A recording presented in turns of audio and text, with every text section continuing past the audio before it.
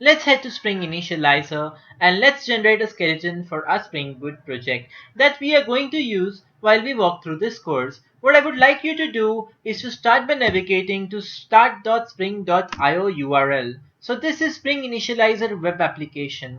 It is backed by a web service that can be integrated by many modern IDEs like Spring Tools Suite. But for the purpose of this course, we are going to use Spring Initializer to generate a skeleton Spring Boot project that we are going to use to design a parking lot application.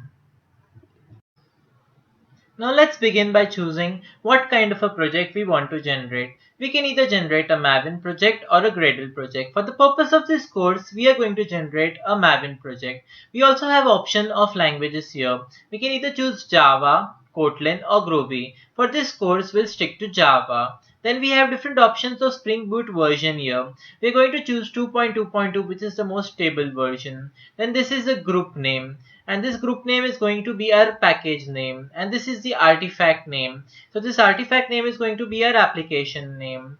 Then we have options of name, and this name and artifact name should be the same. Then we have description, and we have given an appropriate description designing a parking lot application with Spring Boot framework. Then this is the package name, and the package name and the group name should be the same. Then there is a packaging, so we can choose either a packaging type as jar or a word. So we are going to select the packaging type as jar. Then we have option of Java here. We can choose Java 8, 11 or 13. We are going to choose Java 8.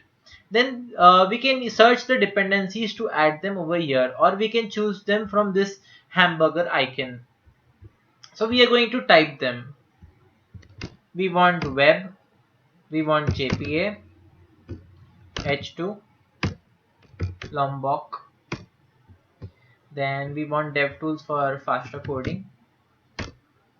That's it. When we are done choosing our dependencies and configuring rest of the skeleton, we are going to press this button which is generate, and it will download the skeleton project for us.